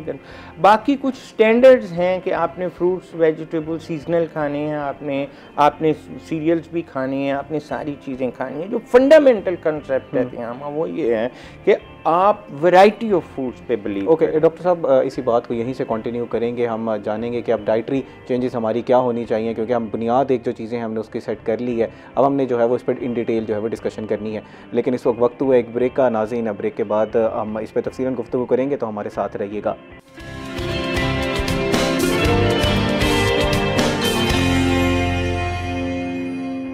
वेलकम बैक नाज़रीन। ब्रेक से पहले हम गुफ्तगू कर रहे थे कि ये जो हमारा मौसम तब्दील हो रहा है उसमें हमने किस तरह की डाइटरी चेंजेस करनी है, गर्म तासीर और ठंडे तासीर के फूड्स की जब हम बात करते हैं तो वो क्या हैं, उसको हमने किस तरह जो अपने डाइट का जो है वो हिस्सा बनाना है। अब हम जानेंगे डॉक्टर साहब से कि किस तरह जो हम अपनी डाइट को बेहतर बना सकते हैं ये बदलते मौसम में। कहा जाता है कि इस मौसम में क़ुव्वत मुदाफ़ा जो है हमारी वीक हो जाती है, तो उसको किस तरह बेहतर किया जा सकता है। डॉक्टर, हमारे सर्दियों के मौसम में ये कहा जाता है कि आपका इम्यून सिस्टम थोड़ा सा वीक होना शुरू हो जाता है, उसकी वजह क्या है? क्या वाकई होता है या ये हमारे पास ये भी एक और मिथ है? ऑब्वियसली मुझे कोई ऐसी रीज़न नज़र नहीं आती कि आप चेंजिंग वेदर्स के साथ आदमी का इम्यून सिस्टम किसी तरह डिस्टर्ब हो। ये टेम्परेचर की चेंज होता है, अदरवाइज़ ह्यूमिडिटी चेंज होती है, ओवरऑल फीलिंग्स डिफरेंट हो जाते हैं आदमी के। इम्यून सिस्टम अपने एक नॉर्मल स्टैंडर्ड्स पे काम कर रहा होता है। उसके और डिटर्मिनेंट्स हो सकते हैं और कॉजेज़ हो सकती हैं, लेकिन कोई चेंज टेम्परेचर उसको इम्पैक्ट इस हद तक नहीं करता, ऐसा एविडेंस मेरी नज़र से गुजरा नहीं है। दूसरी बात ये है कि आप जो कह रहे हैं ना कि मौसम चेंज होने से हमारी खुराक की ज़रूरियात चेंज हो जाए, ये कोई बहुत बड़ा एक ट्रांजिशन नहीं होती कि जिसमें ऑल टुगेदर हम ये कहें कि जी अब हम ये खुराक खा रहे थे तो हम इसको स्किप कर दें और अब हम जो है ये खुराक पे चले जाएं। मिसाल के तौर पे मैं आपको ये एक मिसाल देता हूँ कि जनरली ये कंसेप्ट ये सामने पब्लिक में होता है कि अंडा जो है वो गर्म होता है, अंडा खाने से जो है वो गर्माहट का एहसास होता है और वो सर्दियों में अंडे खाने चाहिए, नट्स सर्दियों में खाने चाहिए, खजूरें सर्दियों में ज़्यादा खानी चाहिए। मैं आपको वही प्रिंसिपल पहला बता रहा हूँ कि इन सब के अंदर एनर्जी ज़्यादा है। जब आप बॉडी की एनर्जी की रिक्वायरमेंट्स जो है वो बढ़ जाती है, क्योंकि सर्दियों के अंदर बॉडी को चीज़ों को मेटाबलाइज करने में ज़्यादा ज़रूरत है। इसीलिए हमें लगता है ना कि हम इम्यून सिस्टम वीक हो रहा है क्योंकि हम बीमार होना ज़्यादा शुरू कर देते हैं। वो सर इसका कोई ताल्लुक नहीं है। देखें मिसाल के तौर पे हम इन्फेक्शंस की बात करते हैं, बच्चों में इन्फेक्शंस की बात करते हैं। अब बच्चों में अगर बच्चे डेफिशिएंट है, मिसाल के तौर पे एक माइक्रोन्यूट्रिएंट है या एक एलिमेंट है, आप कह लें मिनरल है, जिंक है, जिंक की डेफिशिएंसी से बच्चों में इन्फेक्शंस की वल्नरेबिलिटी बढ़ जाती है। अगर वो इवन बड़ों में भी ये है कि अगर वो डेफिशिएंट हैं तो वो सर्दी में हो या गर्मी में हो इन्फेक्शन के। दूसरा जो वायरल डिजीज़ होती हैं या बैक्टीरियल डिजीज़ होती हैं, उनके लिए बहुत ऑप्टिमम टेम्परेचर्स होते हैं, ठीक है, जिसमें वो थ्राइव करते हैं या वो प्रोलिफरेट करते हैं। अब जब चेंजिंग वेदर में होता है कि बहुत 49 से आप 16 पे आ रहे हैं टेम्परेचर पे, तो वो एक टाइम आता है कि ऑप्टिमम टेम्परेचर पे वो मल्टीप्लाई और ग्रो करना शुरू कर देते हैं। अदरवाइज़ आप फ्रिज में एक चीज़ रखते हैं 4 डिग्री पे, वो ख़राब नहीं होती। अब बाहर रखते हैं 37, 38 डिग्री, जो भी रूम टेम्परेचर है उस पर वो ख़राब हो जाता है। रीज़न बिहाइंड कि वो उसमें वो टेम्परेचर उसके लिए फेवरेबल है। ये इसीलिए जो चेंजिंग वेदर में जो है viral disease, bacterial disease, infectious या कंटेजियस डिजीज़ ये ज़्यादा कम्युनिकेट होती हैं, एक दूसरे से ट्रांसफ़र हो जाती हैं। बाकी इम्यून सिस्टम का ताल्लुक आपका जो है वो आपकी डाइट से है कि आप किस तरह की फूड ले रहे हैं। आपका इम्यून सिस्टम है, हमारे यहाँ मतलब फ्रूट्स और वेजिटेबल्स को बहुत सारी वजह से जो है वो 2-3 डिटर्मिनेंट्स हो सकते हैं। एक तो हमारे यहाँ थोड़ा महंगाई का भी कॉन्सेप्ट है, फ्रूट्स आम आदमी की एक्सेस में नहीं होता, लेकिन ये वो चीज़ें पूरी दुनिया के अंदर ये बात इस्टेब्लिश्ड है कि जब आप कार्ब्स लेते हैं आप अपनी एनर्जी की रिक्वायरमेंट को पूरा करते हैं। प्रोटीन लेते हैं वो आपकी बॉडी को स्ट्रक्चर को और आपके अंदर के बहुत सारे सिस्टम्स को कंट्रोल करती है, डिफेंस सिस्टम है ये वो। लेकिन ये जो फ्रूट्स एंड वेजिटेबल्स में कुछ ऐसे इंग्रेडिएंट्स, ऐसे कंपोनेंट होते हैं जिनको हम फंक्शनल कंपाउंड्स कहते हैं, जिनका रोल बियॉन्ड जो है ये आप कह लें कि आपकी जो ये रिक्वायरमेंट्स है उसका रोल थेराप्यूटिक है एक तरह से। उनका रोल है कि वो डिजीज़ के अगेंस्ट आपको प्रोटेक्ट करते हैं, एंटीऑक्सीडेंट्स हैं फॉर एग्जांपल। और ऐसे मतलब एक अनार है, अनार में ऐसे कंपाउंड्स हैं, या उधर से एप्पल है, एप्पल में ऐसे फंक्शनल कंपाउंड हैं, ग्रेप्स हैं, अंजीर है, जितने भी फ्रूट्स हैं इसी तरह वेजिटेबल्स में ये है। तो बात वहीं पे घूम फिर के आ जाती है कि अगर हम वैरायटी ऑफ फूड्स पे फोकस करें अपनी फूड में सारी चीज़ें लें तो हमारी बॉडी की सारी रिक्वायरमेंट्स पूरी हो जाती हैं। लिहाजा हमें फोकस इस बात पे का, इम्यून सिस्टम आपका जो है, हाँ कुछ बूस्टर्स होते हैं इम्यून सिस्टम को बूस्ट करने के लिए हमारी खुराक, अब उसमें बहुत सारी ऐसी हैं, जैसे आप कह लें कि ग्रीन टी के बारे में भी कुछ फाइंडिंग्स हैं, कॉफ़ी के बारे में भी हैं, और भी चीज़ों के बारे में हैं। इसके अलावा फ्रूट्स के अंदर एंटीऑक्सीडेंट जैसे मैंने पाया वो भी आपके सिस्टम्स को बेहतर करते हैं। तो ओवरऑल जनरल अगर हम बात करें लेमैन लैंग्वेज में मैं ज़रा अगर आपकी बात को समराइज़ करूं तो it is not a very big, मतलब आपकी कोई नीड्स नहीं चेंज हो जाती जैसे ही आप ट्रांजिशन करके आते हैं, उसमें सबसे बेसिक नीड्स वही रहती हैं। पानी की नीड्स आपकी जो है वो ज़रूर चेंज हो जाती हैं, मैं ये समझता हूँ। और पानी की मतलब आप परस्पायरेशन ज़्यादा होती है, आप यूरिनेशन ज़्यादा होती है गर्मी के अंदर, और इसके अलावा जो है आप उस वक्त आपकी नीड फॉर एग्ज़ाम्पल 3.5 लीटर से ज़्यादा पर डे हो जाती है, जबकि सर्दी में आपकी ये अगर आप कहें तो आपकी परस्पायरेशन कम होती है, you don't sweet so much, लिहाजा आप की ज़रूरत किसी हद तक कम हो जाती है। लेकिन मैं ये रेकमेंड करूँगा कि हम लोग क्या करते हैं कि पानी की ज़रूरत को कम होने की वजह से हम उसको लिंक करते हैं कि मुझे प्यास लगी है तो मैं पानी पीऊँगा। ऐसा नहीं होना चाहिए। पानी आप देखें ना, आजकल पूरी दुनिया में ऐसे है कि आपके पास पूरी वर्ल्ड में देखें लोगों के पास पानी की एक बोतल होती है, वो सारा दिन थोड़ा थोड़ा पानी पीते रहते हैं जबकि उनको प्यास नहीं लगती। बिल्कुल, बॉडी को इस बात से कोई गरज नहीं है कि वो आप को प्यास लगी, उसको पानी की अपनी रिक्वायरमेंट्स हैं इस तरह। तो ये वो चीज़ें हैं जिनको मद्देनज़र रखना चाहिए हमें। इम्यून सिस्टम के हवाले से कुछ स्पेसिफिक डाइट्स भी हैं जिनको मंसूब किया जाता है, लेकिन फ्रूट्स एंड वेजिटेबल्स पे हमारा हमेशा से फोकस ज़्यादा रहा है। इनमें जो कंपाउंड्स हैं, ऐसे फंक्शनल कंपाउंड्स हैं या न्यूट्रास्यूटिकल्स हैं, वो सारे जो हैं ये इसको कंट्रीब्यूट करते हैं towards boosting your immune system. Okay sir, the way you said कि हमारा कोई चेंजेस, इस तरह मेजर चेंजेस हमें करने की अपनी डाइट में ज़रूरत नहीं है, तो ऑप्टिमम डाइट फिर हमारी क्या होनी चाहिए अगर इस मौसम को, सर्दियों के मौसम को मद्देनज़र रखते हुए? ब्रेकफास्ट, लंच और डिनर में हमारी क्या चीज़ होना चाहिए? क्या हम नट्स की मिकदार थोड़ी ज़्यादा बढ़ा दें? दूसरा ये सवाल है कि क्या हमें फोकस हमारी डाइट में प्रोटीन पे ज़्यादा करना चाहिए कि कार्ब्स पे ज़्यादा करना चाहिए, या इसमें थोड़े से फैट्स भी हम इजाफा कर रहे हैं सर्दियों के मौसम की अगर हम बात करें? मैं आपको बताता हूँ जी ना, एक आपकी तो पर्सनलाइज्ड होता है। ओके, मतलब आप जो मेरी बॉडी की नीड है, जो मेरी एज है, जो मेरी नेचर ऑफ वर्क है, जो मेरी हैबिट्स हैं, वो डिफरेंट हैं कंपेयरिंग विद यू। ठीक है, फॉर एग्जांपल आप एक किसान है, वो सुबह 6 बजे उठता है कि जाके काम करता है, बहुत हार्ड वर्क करता है, उसको कैलोरीज जो हैं वो 3000 कैलोरीज या 4000 कैलोरीज चाहिए। कंपेयरिंग विद ए पर्सन जो कि अपने ऑफिस से निकलते हैं, अपने घर से निकलते हैं, ऑफिस में चला जाता है, सारा दिन बैठा रहता है, शाम को घर है, आप कैसे कह सकते हैं कि उसको भी 4000 या 3500 कैलोरीज लेनी है? 1500 कैलोरीज नीड है, उसकी 4000 कैलोरी उसने बर्न कर लेनी है, उसने बर्न। और जब हम कैलोरीज की बात करते हैं तो फिर वो calories, where these calories come from, basically they come from the food. अब हमने उसी हिसाब से अपनी जो लाइफ स्टाइल है, जो अपनी हमारी नेचर ऑफ वर्क है, जो हमारी ड्यूटीज़ हैं, रिस्पॉन्सिबिलिटीज़ हैं, उनको परफॉर्म करने के लिए हमें किस तरह की फूड चाहिए। अब उसमें जो इसके लिए एक आप थंब रूल कह लें, एक जनरल प्रिंसिपल ये हो सकता है कि आप एक डिफ़ाइन कर लें कि आपकी कैलोरिक नीड्स क्या हैं, मोर एंड लेस।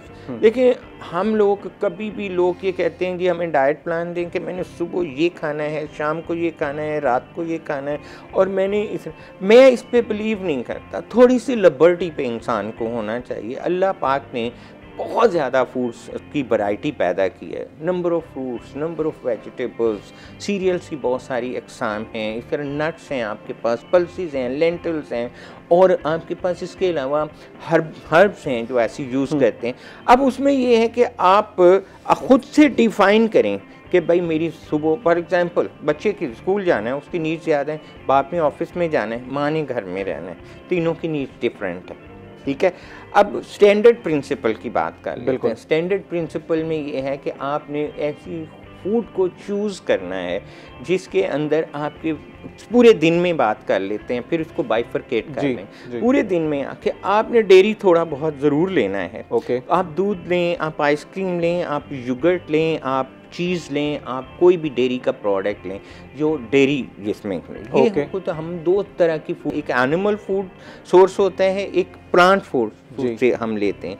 अच्छा, डेयरी के बाद आपने सीरियल्स ज़रूर शामिल करने हैं, उसमें होल ग्रेन आपके हैं, आप उसमें ओट लें, आप बार्ले लें, आप वीट लें या राइस लें, जो भी सीरियल। फिर उसके बाद फैट्स एंड ऑयल्स आपने लेने हैं, आप वो किसी भी सोर्स से ले सकते हैं, बटर ले सकते हैं, आप मार्जिन ले सकते हैं, कुछ भी ले सकते हैं।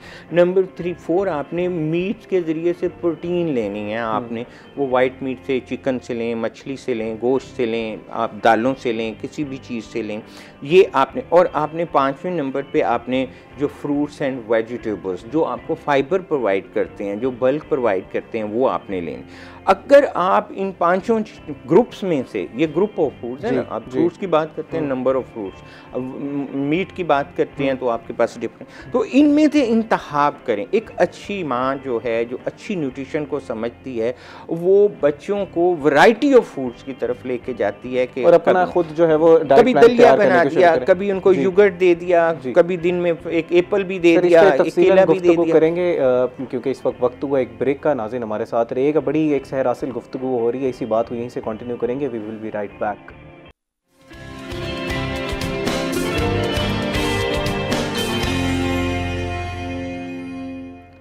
वेलकम बैक नाजरीन। हम ब्रेक से पहले बात कर रहे थे कि क्या जो है वो डाइटरी चेंजेस होनी चाहिए, इस पर मज़ीद भी गुफ्तगू करेंगे। डॉक्टर साहब हमारे साथ मौजूद हैं, लेकिन उससे पहले अभी जान लेते हैं कि इस वक्त मार्केट क्या सूरत हाल है, वेजिटेबल और फ्रूट्स के क्या रेट्स चले हैं मार्केट में। हमारे साथ गौहर मौजूद हैं। जी गौहर, क्या सूरत हाल है मार्केट की? जी बिल्कुल, इस वक्त मुल्तान में पंजाब की सबसे बड़ी सब्ज़ी और फ्रूट मंडी में मौजूद है, जहाँ पर सरकारी नरखनामे और आम मार्केट की कीमतों में वाज़े तौर पर फ़र्क बरकरार है। और आम मार्केट में जो कीमतें हैं वो सरकारी नरखनामे के मुकाबले में 20 से 30% ज़्यादा दिखाई देती हैं। आम मार्केट के हवाले से, रेट्स के हवाले से बात की जाए तो इस वक्त टमाटर की कीमत में बड़ी कमी आई है और टमाटर आम मार्केट में 80 रुपये फ़ी किलो के हिसाब से फ़रोख्त किया जा रहा है, जबकि जो सरकारी नरखनामे में टमाटर की कीमत है वो 68 से 70 रुपये फ़ी किलो मुकर्रर की गई है। इसके साथ साथ जो प्याज है वो 160 रुपये फ़ी किलो जो है के हिसाब से आम मार्केट में फ़रोख्त की जा रही है। सरकारी नरखनामे में इसकी कीमत है वो 140 से 42 रुपये मुकर्रर की गई है। सब्ज़ मिर्च है वो 90 रुपये के हिसाब से जो है आम मार्केट में फ़रोख्त की जा रही है। आलू 100 रुपये के हिसाब से, शिमला मिर्च 300 रुपये के हिसाब से, पालक 80 रुपये और गाजर जो है वो 110 रुपये फ़ी किलो के हिसाब से फ़रोख्त की जा रही है। शलजम 85 रुपये, अरवी जो है 160 रुपये, या कद्दू 130 रुपये किलो के हिसाब से जो है वो कद्दू, और जबकि बैंगन जो है वो 90 रुपये फ़ी किलो के हिसाब से फ़रोख्त किए जा रहे हैं। इसके साथ साथ फलों में बात की जाए तो सुंदर खानी अंगूर का जो रेट है वो आम मार्केट में 900 रुपये, अनार 570 से 80 रुपये के हिसाब से फ़रोख्त किया जा रहा है, जबकि सेब है वो 300 रुपये फ़ी किलो के हिसाब से फ़रोख्त किया जा रहा है। अमरूद के हवाले से बात की जाए तो अमरूद 240 रुपये, पपीता जो है वो 500 रुपये और खजूर जो है वो 600 रुपये फ़ी किलो के हिसाब से फ़रोख्त की जा रही है। शकरी और मौसमी जो है उसका मौसम है तो वो 80 रुपये फ़ी किलो। जापानी फल जो है उसकी कीमतों में कमी नहीं आ सकी है। जापानी फल जो है वो 400 से 450 रुपये फ़ी किलो के हिसाब से फ़रोख्त किए जा रहे हैं, जबकि केले 150 रुपये दर्जन के हिसाब से फ़रोख्त किए जा रहे हैं। आम मार्केट के हवाले से बात की जाए तो आम मार्केट और सब्ज़ी मंडी के और सरकारी नरखनामे हैं उनमें 20 से 30% जो है वो फ़र्क दिखाई देता है। ऐसे में शहरियों का मुल्तान की ज़िले इंतज़ामिया, डिप्टी कमिश्नर और प्राइस कंट्रोल मजिस्ट्रेट से यही मुतालबा है कि आम मार्केट में जो कीमतें जो हैं वो सब्ज़ी मंडी के मुकाबले में आड़तियों के हिसाब से जो होलसेल के हिसाब से फ़रोख्त की जा रही है वहाँ से 20% से 30% ज़ायद मुनाफे के बाद बेची जा रही हैं। ऐसे अनासिर के ख़िलाफ़ क्रैकडाउन किया जाए ताकि आम अवाम को भी रिलीफ मिल सके। जी बहुत शुक्रिया गौहर, आपने तफसीलन आगाह किया कि इस वक्त मार्केट की क्या सूरत हाल है और जो गैप है एक रेट लिस्ट में और मार्केट के रेट्स में वो काफ़ी ज़्यादा है। तो इंतज़ामिया जो है वो इस पर क्रैक डाउन करे ताकि आवाम को जो है वो सस्ते दामों पे चीज़ें मिल सकें, जो एक्चुअल मार्केट का रेट है उस पर जो है वो चीज़ें मिल सकें। इस पर क्रैक डाउन की सख्त जो है वो ज़रूरत है। नाज़रीन, हम बात कर रहे थे कि सर्दियों में किस तरह के जो है वो हमारी डाइट होनी चाहिए। सर ने बड़ा जामे तरीके से बताया कि 5 ग्रुप्स हैं, उनमें से आपने अपनी जो आपकी ज़रूरियात हैं उसके मुताबिक प्लान बनाना है। सर आपने फ़ूड के हवाले से तो बता दिया, हमारे लिक्विड इनटेक थोड़ा कम हो जाता है सर्दियों में, उसको कितना बेहतर होना चाहिए, कि ऑप्टिमम अमाउंट कितनी है कि हमने हमने सर्दियों में जो है वो इतना लिक्विड इंटेक करना है? बहुत अच्छा क्वेश्चन है और ये बहुत सारे लोग इसको फेस करते हैं इस प्रॉब्लम को। सबसे पहले तो आप ये देखें कि जब अब हम पानी पीना कम कर देते हैं तो प्रॉब्लम्स क्या आते हैं। जब तक आप प्रॉब्लम को नहीं समझेंगे आप सोल्यूशन की तरफ नहीं जाएंगे। अब जब पानी की बॉडी के अंदर जो है डिहाइड्रेशन हो जाती है, पानी की कमी हो जाती है, तो आपकी बॉडी के पूरे सिस्टम्स जो हैं डिस्टर्ब हो जाते हैं। मैं शुरू करता हूँ फॉर एग्जांपल ब्रेन से शुरू करता हूँ। जब पानी की कमी होती है तो आपका ब्रेन प्रॉपरली काम नहीं करता, आप प्रॉपरली चीज़ों पे फोकस नहीं कर पाते, आपकी मूड में चेंजेस आती हैं, स्विंग्स आते हैं कि आप कभी कुछ हैं कभी कुछ हैं, और आपको हेडेक और डिजीनेस सम टाइम फील होने शुरू हो जाती है। अब आप आ जाएं कि हार्ट पे आ जाएं। जब आप पानी नहीं ज़्यादा पीते तो आपका खून गाढ़ा होना शुरू हो जाता है, जिसकी वजह से आपका हार्ट बीट भी तेज़ हो जाता है, ब्लड प्रेशर के इशू भी हो जाता है। अब आ जाएं किडनीज़ पे आप।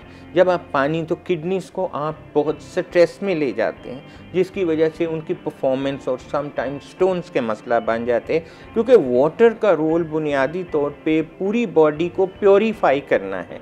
जितने टॉक्सिकेंस प्रोड्यूस होते हैं बॉडी में वो अपने अंदर डिज़ोल्व करके उनको एक्सक्रीट करता है। अब इसके बाद अगर आप आ जाएं कि आपके कॉलन पे और आपके ब्लैडर पे इसके बड़े शदीद असरात होते हैं अगर आप पानी ज़्यादा नहीं पीते। तो पानी तो ज़िंदगी इसीलिए कहते हैं ना, पानी ज़िंदगी है, कि अगर पानी नहीं पिएंगे, और ये है इसके शॉर्ट टर्म इम्पैक्ट। में इसके लॉन्ग टर्म इम्पैक्ट ये हैं कि अगर आप पानी ज़्यादा देर नहीं पीते तो आपकी स्किन ड्राई होना शुरू हो जाती है, लाइकवाइज आपके जॉइंट में दर्द होना शुरू हो जाता है, और आप परमानेंटली आपको खुदा न खास्ता किडनीज का प्रॉब्लम भी हो सकता है कोई। अब क्यों पानी पीना ज़रूरी है? पानी प्यास से लिंक बिल्कुल नहीं करना चाहिए। प्यास डिफरेंट चीज़ है कि आपको थर्स्ट है पानी क्यों। जो इस वक्त हमारी नेचुरली गर्मियों में हम पानी ज़्यादा पीते हैं, हमारी डिज़ायर ज़्यादा होती है, हम परस्पायर ज़्यादा करते हैं, हमारी एक्सक्रीशन ज़्यादा होती हैं, लिहाजा हमारी तलब बढ़ जाती है और उसमें हम पानी पीते हैं। पानी को आप पानी की आपके जिस्म में, मैं क्वांटिटी आपको भी बताता हूँ। आप पानी सादा सा फॉर्मूला है कि एक बैंड मिलता है, आप नेट पे देख लें कि आप डिहाइड्रेटेड हैं या रीहाइड्रेटेड हैं। आपका जो यूरिन का कलर है वो डिफाइन करता है, डिटरमिन करता है कि आप कितने हैं। If this is white and एक ऑन वन साइड ऑफ अगर देखें, और दूसरी तरफ देखें कि ये बहुत येलो है, सम टाइम येलो चाहिए, उससे भी ज़्यादा हो जाए, इसके दरमियान में कलर की एक पूरी की पूरी, उससे आप कंपेयर करेंगे, लाइटिश येलो जो होता है कलर, बिल्कुल आपको अंदाज़ा हो जाएगा कि मैं कितना इस वक्त डिहाइड्रेटेड हूँ। अब कितना पानी पीना चाहिए आपको, ये मैं इसमें फीमेल और मेल की थोड़ी सी जो हम देखते हैं डिफरेंस भी है। अगर बहुत ज़्यादा गर्मी है तो आपको 3.5 लीटर पानी डेली पीना चाहिए, और ख़वातीन को कम से कम 2.5 लीटर पानी जो है वो एवरी डे पीना चाहिए।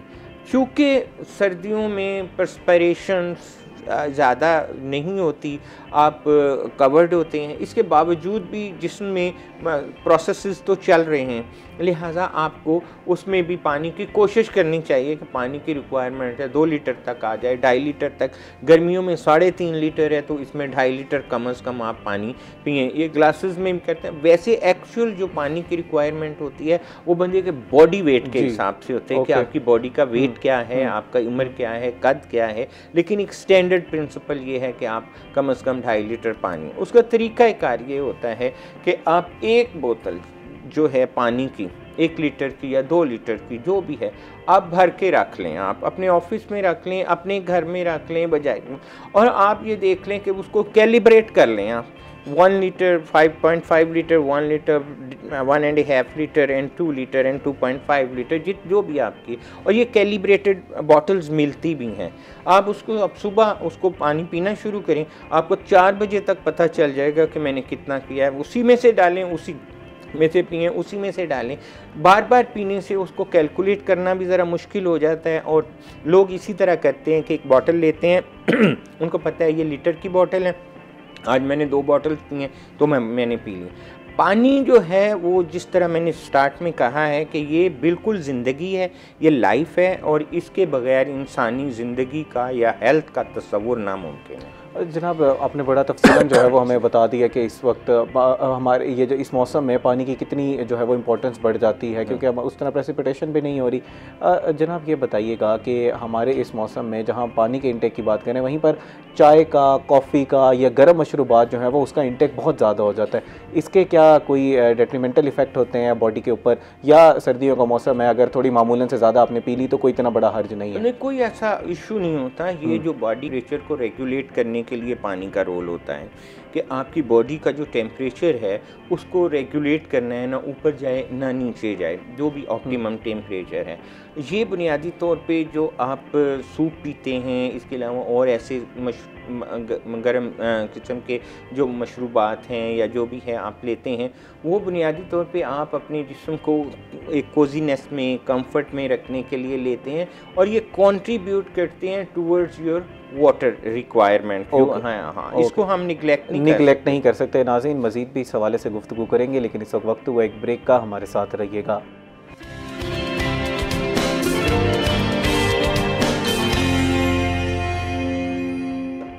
वेलकम बैक नाज़रीन। ब्रेक से पहले हम बात कर रहे थे कि वाटर इनटेक कितना होना चाहिए, ऑप्टिमम नंबर कितना है। बड़ा तफसीलन सर ने जो है वो हमें गाइड किया कि हमें कितना पानी जो है वो इस मौसम में पीना चाहिए। नाज़रीन, कुछ गलतियां हम लोग करते हैं इस मौसम में। बिल्कुल बाहर ठंड से आए, एकदम जो है वो हमने गर्म चीज़ पी ली, या बिल्कुल गर्म पानी से नहाए और हम ठंड में निकल गए, तो इसकी वजह से क्या कोई नुकसान होते हैं हमारी बॉडी के ऊपर, तो वो भी जानने की कोशिश करते हैं डॉक्टर साहब से। डॉक्टर साहब, इस तरह की जो हम गलतियाँ करते हैं, बिल्कुल जो टेम्परेचर चेंज होता है उसकी वजह से भी हमारी बॉडी पे कोई असरात मुरतब होते हैं? नहीं, ऐसा कोई बहुत ज़्यादा नहीं है। अंडर नॉर्मल सर्कमस्टेंसेस हेल्दी लोगों में ऐसा नहीं होता। ओके। अगर कोई ऐसा कोई आदमी वैसे ही वल्नरेबल है या कोई डिजीज़ है किसी हवाले से, उसके सिस्टम्स ऐसे कोई हैं, तो उसमें तो कोई ऐसी पॉसिबिलिटी हो सकती है। हेल्दी, अल्लाह पाक ने बड़ी रेजिस्टेंस इंसान के अंदर पैदा की है। जहाँ तक आप बात करें पानी पीने की, ठंडा पानी या गर्म पानी, कौन सा पानी पीना चाहिए, तो उसमें बुनियादी तौर पे ये डिपेंड करता है कि आप किस तरह की क्लाइमेटिक आपका जो है माहौल कैसा है। अब आप ये देखिए कि हमारी बॉडी हीट अप होती है, आप एक्सरसाइज करते हैं जब, या आप एक ऐसी कंट्री में, ऐसे रीजन में रह रहे हैं जहाँ पे temperature that goes up by for example 49 degree 50 degree centigrade. अब आप इतने हीट में जब आप कहते हैं कि गर्म पानी का तस्वुर जो है वो बड़ा मुश्किल हो जाता है। हाउएवर, ये एक रिकमेंड किया जाता है कि बहुत शदीद ठंडा पानी जब आप पीते हैं तो वो आपके स्टमक में जाता है ना, तो स्टमक उसको कंपैटिबिलिटी नहीं होती। अमूमन रेकमेंड ये करते हैं कि आप बहुत ठंडा पानी ना पिएं, आप ल्यूक वार्म या नॉर्मल या स्टैंडर्ड टेम्परेचर पे पानी पिएं। वो आपकी डाइजेशन के प्रोसेस को भी, आपके सारे अब्जॉर्प्शन के प्रोसेस को भी सपोर्ट करता है। बाकी ये है कि ठंडा पानी पीने से सम टाइम आपको एक्सरसाइज के बाद या बड़ी एक्सट्रीम टेम्परेचर में आपकी बॉडी के टेम्परेचर को आपने नॉर्मलाइज भी करना है उसको, जो सिर्फ इस सूरत में पॉसिबल है कि आप पानी पिएं, थोड़ा ठंडा पानी पी लें, तो आपके यहाँ पे जो ये मिथ है ना कि जी हम सुनते हैं कि जी ठंडा पानी पीने से तो जी बिल्कुल बीमारियां ही बीमारियां हैं। ऑब्वियसली मुझे ऐसा कोई इसका साइंटिफिक एविडेंस शायद मेरी नज़र से नहीं गुजरा। कोई ऐसा हो तो हो कि बहुत ठंडा या बहुत ठंडा, ज़्यादा ठंडा पानी पीने से कोई बंदा डिजीज़ का शिकार हो जाता है या इलनेस का शिकार हो जाता है। हाउएवर, एक अल्लाह पाक ने वैसे भी एक जो मियाना रवि या एक दरमियाना रास्ता इख्तियार करने की जो है वो मतलब हमें तालीमात हैं, और लाइफ में जो है तवाज़ुन जो है वो balance, that is very important. तो आप इसमें ये नहीं कह सकते कि बिल्कुल ही ठंडा पानी पीने से कोई एकदम से कोई ऐसी चीज़ हो जाए नॉर्मल लोगों में, जो सही हेल्दी लोग हैं। तो बाकी अगर कोई एक्सेप्शंस हैं तो वो कोई और रीजंस भी हो सकती हैं। डॉक्टर साहब, जैसे आपने बताया कि हमें इस मौसम में ल्यूक वार्म वाटर का जो है वो इस्तेमाल करना चाहिए, आइडियल ये है। अच्छा, अब कुछ हज़रात जो हैं वो एक्सरसाइज करते हैं अपनी बॉडी को थोड़ा जो है वो, उस टाइम हमारे प्रेसिपिटेशन बहुत ज़्यादा हो रही होती है, स्वेटिंग हो रही होती है, तो बॉडी हीटअप होती है। उस टाइम पे भी क्या आप ये ठंडा पानी पी सकते हैं? तो कोई इतना हर्ज नहीं मैं होगा? ये समझता हूँ, बल्कि उसको बहुत देखें ना, ये भी आप ठंडा पानी की बात हम ये करते हैं कि मतलब उसमें कोई ऐसा होता नहीं है, आप थोड़ा थोड़ा सिप बाई सिप उसको लें और आपने अपनी बॉडी के टेम्परेचर को नॉर्मलाइज करना होता है, आप बहुत ज़्यादा एक्सर्ट कर चुके होते हैं। तो एज सच मैं समझता हूँ कि ऐसा कोई होता नहीं है, उसका हैज़र्ड्स उसमें ऐसे मौजूद तो नहीं हमारे है। यहाँ जो ये कहा जाता है कि जो टेम्परेचर डिफरेंस की वजह से आपको बीमारियाँ होने का ख़तरा होता है, कोई स्ट्रोक होने का ख़तरा होता है, तो वो फिर मिथ्स हैं? नहीं, उसमें ना जब टेम्परेचर चेंज आ रहा होता है ना, तो पहले भी मैंने कहा है कि उसमें ज़्यादा इन्फेक्शियस डिजीज़ का ज़्यादा होता है। आपने बताया कि चेंजिंग वेदर में इन्फेक्शन बढ़ जाती हैं, उसकी भी ये वजह यही होती है कि जो माइक्रोब्स होते हैं, माइक्रो ऑर्गेनिज़म्स होते हैं, किसी न किसी तरह ऑप्टिमम टेम्परेचर उनको मिलता है और वो जहाँ भी होते हैं वो थ्राइव करना शुरू कर देते हैं। पूरी दुनिया में इस वक्त कोलेस्ट्रॉल से ज़्यादा, बाकी जो हेल्थ के हैज़र्ड्स हैं उनसे ज़्यादा इस बात पे फोकस किया है कि आपका साल्ट की और शुगर की कंजम्पशन को कम करें जितना कम हो सकता है, क्योंकि इनसे ज़्यादा एसोसिएटेड डिजीज़ जो हैं वो किसी और चीज़ के साथ नहीं हैं।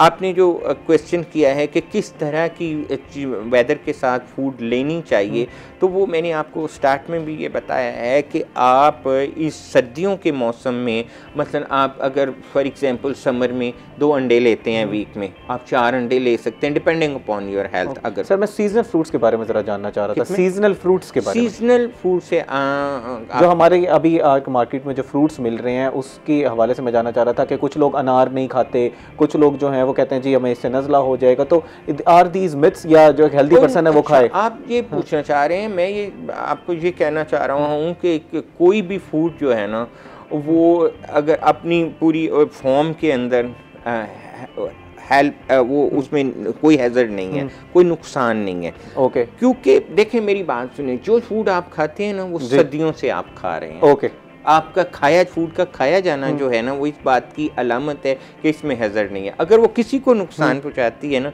तो वो एलर्जेंस हो सकते हैं उसमें जो उसको प्रॉब्लम करते हैं। डॉक्टर सईद बहुत शुक्रिया आज प्रोग्राम में तशरीफ़ रावरी का। हमने उम्मीद करते हैं कि काफ़ी जो मिथ्स हैं उसको बर्स्ट किया, बड़ा तफसीलन जो हमने डाइट पे बात की कि इस मौसम में अपना जो है वो किस तरह की डाइटरी चेंजेस जो करनी चाहिए ताकि बॉडी की नीड्स जो है वो पूरी हो सकें। बड़ा अच्छा आपने एक पॉइंट बताया कि काफ़ी चेंजेस नहीं करने की हमें ज़रूरत, जो स्टेपल हम फूड खा रहे हैं उसी फूड को जो है वो बेहतर करने की ज़रूरत है। नाज़रीन उम्मीद करते हैं कि आज का प्रोग्राम आपको पसंद आया होगा। इसी के साथ अपने मेज़बान तिहाम आज़म को दीजिए इजाज़त। अल्लाह निगहबान।